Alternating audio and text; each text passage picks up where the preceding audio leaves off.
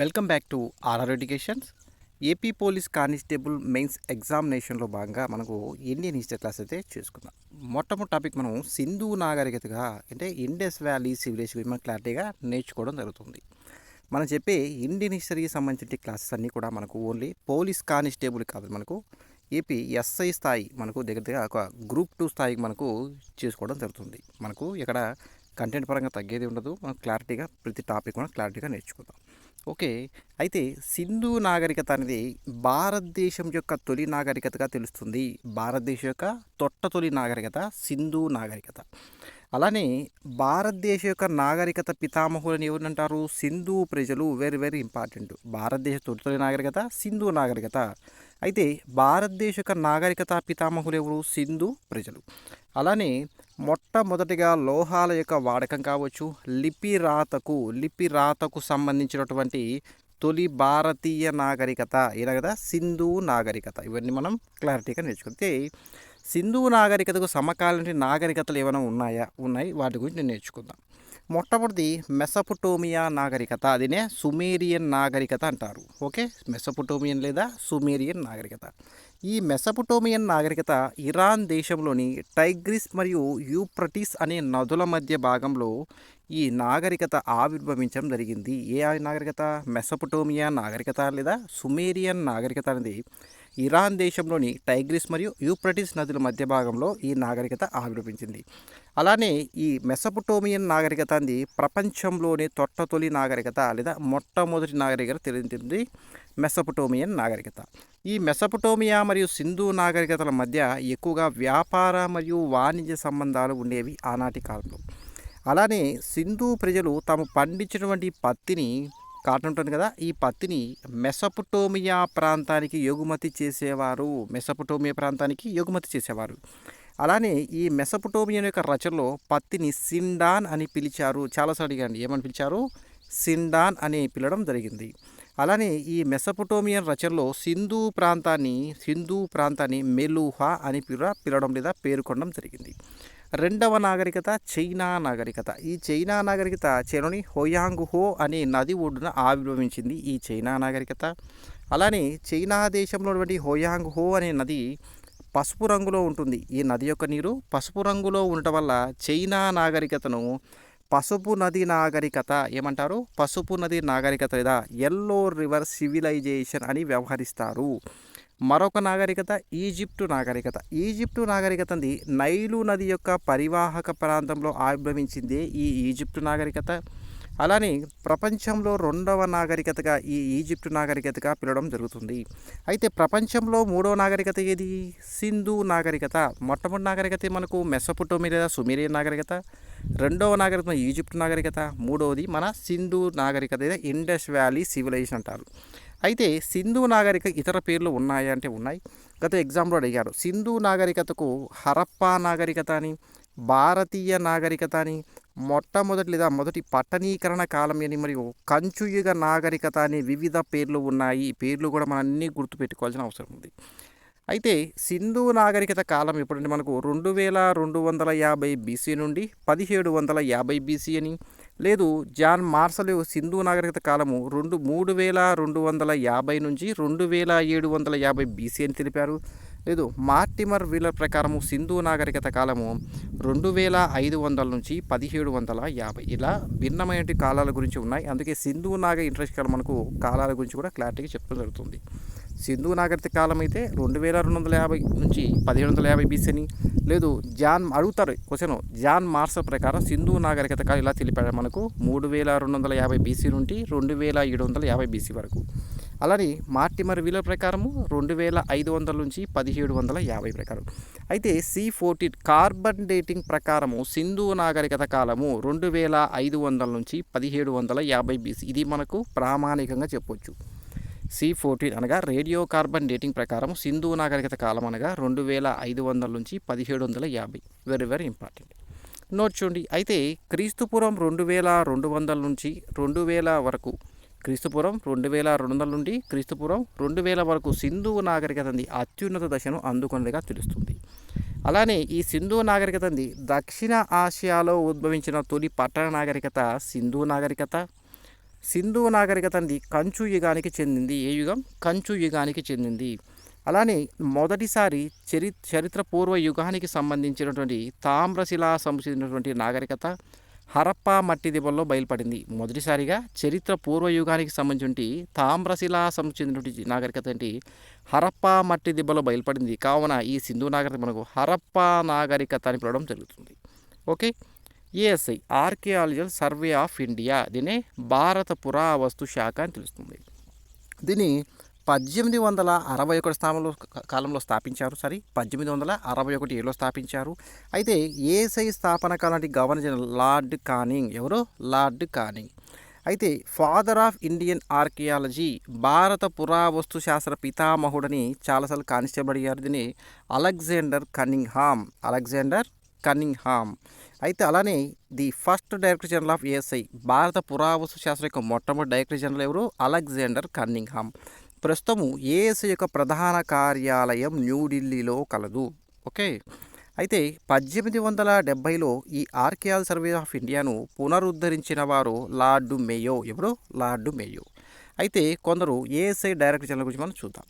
మొట్టమొదటి ASI director general Alexander Cunningham, తర్వాత James Burgess, అలానే మూడోవారు John Marshall, 4 Harold Hargreaves, 5 Dayaram Sahni, తర్వాత జేఎఫ్ బాక్లిస్ట్ అని, కేఎన్ దీక్షిత్ అని, మార్టిమర్ విల్లర్ అని మనకు ప్రస్తుతం ఏఎస్ఐ డైరెక్టర్ ప్రస్తుతం ఉన్నవారు 2023 చేస్తున్నారు యదుబీర్ సింగ్ రావత్.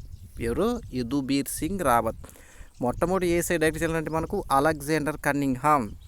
అర్థమవుతుందా? స్వాతంత్రాంతం అయితే మార్టిమర్ వీలర్. ప్రస్తుతం అయితే యదుబీర్ సింగ్ రావత్. దీని ప్రధాన కార్యాలయం న్యూఢిల్లీలో కలదు. అయితే ఈ సింధు నాగరికతపై మొదటగా త్రవ్వకాలు జరిపిన వారు ఎవరు అన్నారు? ఎవరు? Alexander Cunningham. సింధు నాగరిక తవ్వకాలకు నాయకత్వం వహించిన వారు సర్ జాన్ మార్షల్గా తెలుస్తుంది. నోట్ చూడండి. సింధు తవ్వకాల్లో జాన్ మార్షల్ యొక్క నాయకత్వంలో పనిచేసిన ఇతర పురావస్తు శాస్త్రవేత్తలు ఎవరంటే R D Banerjee, M N Vats, K N Dikshit, Dayaram Sahni మరియు ఎంజి మజుందార్గా తెలుస్తుంది. సింధు నాగరికత, ఈ యొక్క నాగరికతని సింధు నాగరికత అని పేరు పెట్టిన వారు ఎవరు అంటారు? ఎవరు? Sir John Marshall. Very very important ఇక్కడ. అలానే సింధు నాగరికత అనేది వెలుగు చూడడానికి ప్రధాన ఆధారాలు మనకు పురావస్తు ఆధారాలు. సింధు నాగరికతకు ముందున్న సంస్కృతి ఏది అంటే మనకు జుకార్ సంస్కృతి అంటారు. జుకార్ సంస్కృతి. ఈ జుకార్ సంస్కృతి చెన్హుదారో మరియు కోట్ డీజీ అనే నగరాల్లో బయలుపడింది ఈ జుకార్ సంస్కృతి. సింధు నాగరిక సరిహద్దుల గురించి మనం నేర్చుకోవాల్సిన అవసరం ఉంది. సింధు నాగరికత మనకు త్రిభుజాకారంలో ఉందనిగా తెలుస్తుంది ఈ విధంగా. ఓకే.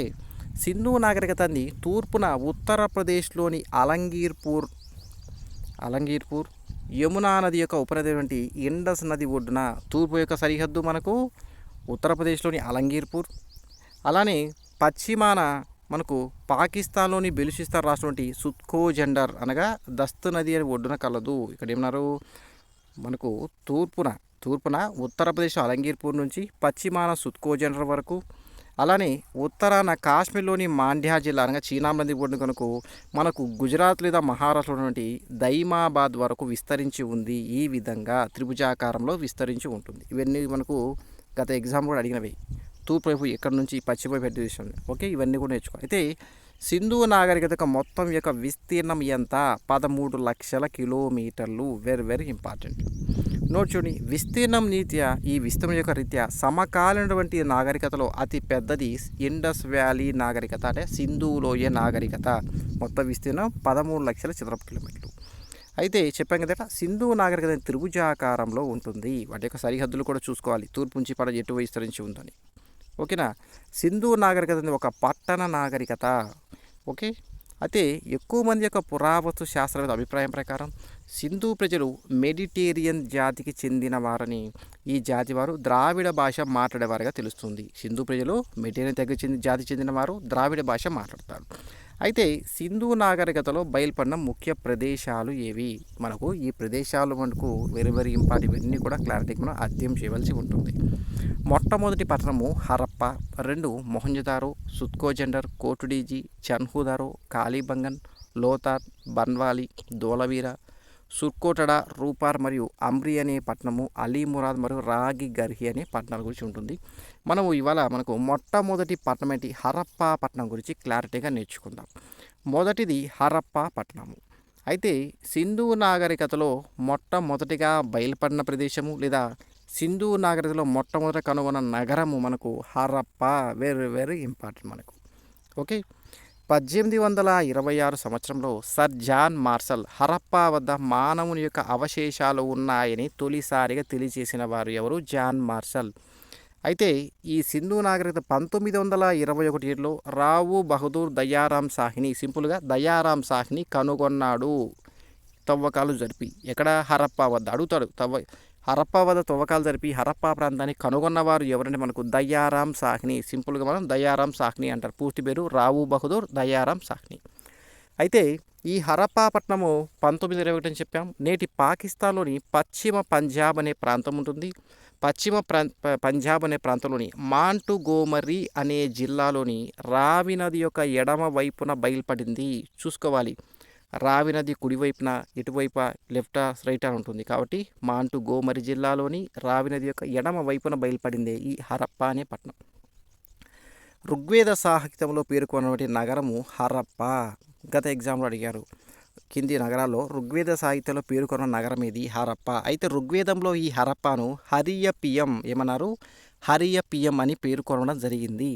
అలానే ఈ పడవల తయారీ పరిశ్రమకు ప్రధాన కేంద్రం హరప్పా పట్టణము. ఉన్న పట్టణాల్లో పడవల తయారీకి ప్రధాన కేంద్రం ఏది అంటే మనకు హరప్పా అని గుర్తుపెట్టుకోవాలి. ఇప్పుడు అత్యంత ముఖ్యమైన హరప్పా నగరంలో బయలుపడి వివిధ ముఖ్యాంశాలు. ఈ హరప్పా పట్టణంలో అమ్మ తల్లి ముద్రిక చాలా అడగండి. అమ్మ తల్లి ముద్రిక, పశుపతి ముద్రిక ఉంటాయి కదా. మనకు అమ్మ తల్లి ముద్రిక మనకు హరప్పా నగరంలో బయలుపడింది. అలానే అమ్మ తల్లికి బలిసినటువంటి మేక ముద్రిక కూడా బయలుపడింది. నటరాజ విగ్రహము, ఇది కూడా అడిగారు చాలాసార్లు మనకు. నటరాజ విగ్రహం ఏ ప్రాంతంలో బయలుపడింది అంటారు. అలానే 2 వరుసల్లో పేర్చిన 12 ధాన్యాగారాలు, గ్రేట్ గ్యానరీ అంటారు. మన 12 ధాన్యాగారాలు ఇలా ఉంటాయి. ఓకే, 2 వరుసలు ఏంటి 12 ధాన్యాగారాలు, గ్రేట్ గ్యానరీస్ అంటారు. అలానే హెచ్ ఆకారపు చెక్క శ్మశాన వాటిక లేదా శవపేటిక అంటారు. ఏమంటారు, హెచ్ ఆకారపు చెక్క శ్మశాన పీఠ లేదా శవపేటిక. కుమ్మరి యొక్క చక్రము, ఏంటి కుమ్మరి యొక్క చక్రం కూడా ఉంది ఇక్కడ మనకు చూస్తుంది. ఏంటి కుమ్మరి చక్రము, కుమ్మరి చక్రము. అలానే కంచు కొలబద్ద, స్కేల్ అంటాం కదా, కంచుతో ఏంటి కొలబద్ద అని.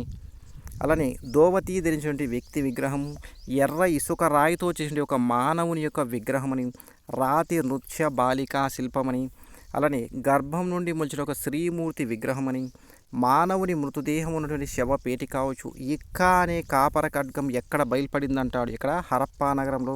అలానే నౌకా గుర్తు ఉన్నటి ముద్రిక, నౌకా పరిశ్రమ ముఖ్యమైన కేంద్రం ఏంటి, హరప్పా. కాబట్టి నౌకా గుర్తు ఉన్న ముద్రిక ఎక్కడ బయలుపడింది, హరప్పాలో. అలానే 60 అస్థి పంజరాలు.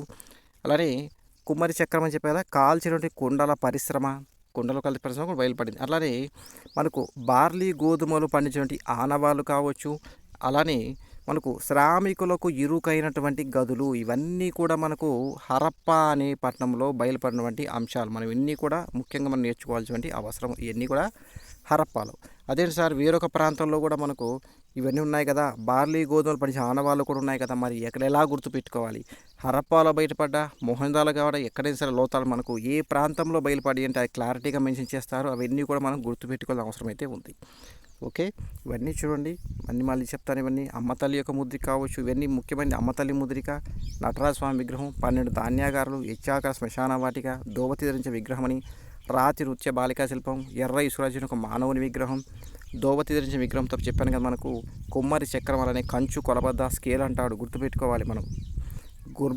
గర్భం నుంచి మొలిచిన ఒక శ్రీమూర్తి విగ్రహం కావచ్చు, మానవుని మృతదేహం శవపేటిక, ఇక్కా అనే కాపర్ ఖడ్గం కావచ్చు, నౌకా గుర్తున్న ముద్రిక కావచ్చు, 60 అస్థి పంజరాలు కావచ్చు, కాల్చిన కుండల పరిశ్రమ ఎక్కడంటాడు, బార్లీ గోధుమలు పండించే ఆనవాళ్ళు కావచ్చు, శ్రామికులకు ఇరుకైన గదులు, ఇవన్నీ కూడా మనకు హరప్పా అనే పట్టణంలో మనకు లభ్యమైనటువంటి ప్రదేశాలు కావచ్చు, ఇతర ప్రాంతాలు కావచ్చు, ముఖ్యమైనవి. మనము ఈ క్లాస్ని ఇక్కడితో స్టాప్ చేసి నెక్స్ట్ క్లాస్లో మనకు మొహంజదారో సాధ్యమైన వరకు డే బై డే కానీ ప్రతి మనకు క్లాసు కంప్లీట్ చేయడానికి అవకాశం ఉంది. మరో క్లాస్లో మళ్ళీ మొహంజదారో టాపిక్తో, మొహంజదారో మాత్రమే కాదు ఇతర ప్రాంతాలు కూడా మనకు క్లారిటీగా చెప్తాను. చూడండి, మనకు ఓన్లీ పోలీస్ కానిస్టేబుల్ స్థాయి కానీ మనకు గ్రూప్ 2 లెవెల్లోగా మనకు ఇవ్వడానికి అవకాశం ఉంటుంది. కానిస్టేబుల్ కావచ్చు, మనం ఒకే పైన కాకుండా మొత్తం హార్డ్గా మనం క్లారిటీ చదువుకుంటే కనీసం మంచి స్కోర్ చేయడానికి అవకాశం ఉంది. మనకు ఇండియన్ హిస్టరీకి మనకు దగ్గరగా 25 to 30 మార్క్స్ ఇస్తారు. అంటే ఇండియన్ హిస్టరీ మాత్రమే కాదు, ఏపీ హిస్టరీ మరియు ఇండియన్ హిస్టరీ మనకు 25 నుంచి 30 మార్కులు ఇస్తారు. కాబట్టి చెక్ చేసుకోవచ్చు గత ప్రీవియస్ ఎగ్జామ్ పేపర్స్ కూడా. ఓకేనా, మరో క్లాస్లో మళ్ళీ చూద్దామండి. ఈ వీడియో మీకు లైక్ అండ్ షేర్ చేయండి. మంచి తప్పున సబ్స్క్రైబ్ చేసుకోండి. Thank you for watching. Have a nice day.